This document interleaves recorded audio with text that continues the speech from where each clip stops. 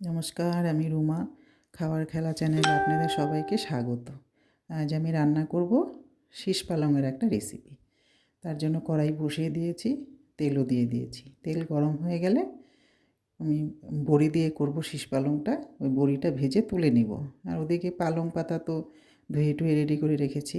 আর ওই শীষ পালংয়ে দেওয়ার জন্য আমি কয়েকটা সবজি কেটেছি। তার মধ্যে শিম, আলু, বেগুন, মিষ্টি কুমড়ো। এবার ওই তেলের মধ্যে বড়িগুলো ভেজে তুলে নিলাম। এখন দুটো শুকনো লঙ্কা আর একটু পাঁচফোড়ন দিয়ে দেব। যখন ফোড়নটা ভাজা হয়ে যাবে ওর মধ্যে আমরা সবজিগুলো দিয়ে দেব। আর ওই শীতের শুরুতে শীষ পালং কিন্তু খেতে খুব ভালো লাগে, খুব নরমও হয়। ওই সবজিগুলো দিয়ে সামান্য একটু নাড়াচাড়া করে ভেজে নেব। ওই সবজিগুলো দিয়ে দিলাম। এর মধ্যে দিয়ে দেব নুন, হলুদটাও দিয়ে দেব, সামান্য একটু জিরের গুঁড়ো দেব। দিয়ে একটু নাড়াচাড়া করে মিশিয়ে নেব। সবগুলো একসাথে মিশিয়ে নেব।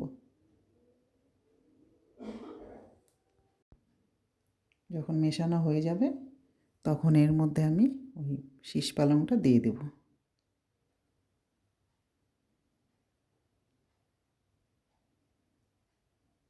দিয়ে দিলাম শীষ পালংটা। দিয়ে এবার একটু নেড়ে চেড়ে রান্না করতে থাকবো ঢাকা দিয়ে। এটা একটু সিদ্ধ হতে সময় লাগে। আর ওই রেসিপিটা কিন্তু একদম মাখা মাখা হবে, চচ্চড়ি টাইপের। দেখেন অনেক জল উঠেছে, আমি কিন্তু এমনি কোনো জল দিইনি। এবার বড়িটাও এর মধ্যে দিয়ে দেব।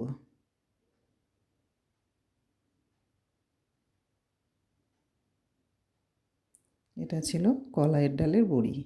এবার একটু মিষ্টিও দিয়ে দিলাম। এই তরকারিটা একটু মিষ্টি মিষ্টিই ভালো লাগে।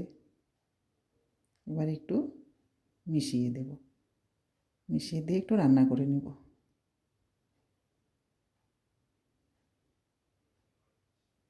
মেশানো কিন্তু হয়ে গেছে। এবার আর একটু ঢাকা দিয়ে রান্না করে নেব। এবার দেখুন অনেকটা ঝোল কিন্তু শুকিয়ে আসছে। এবার কয়েকটা লঙ্কাও দিয়ে দিলাম।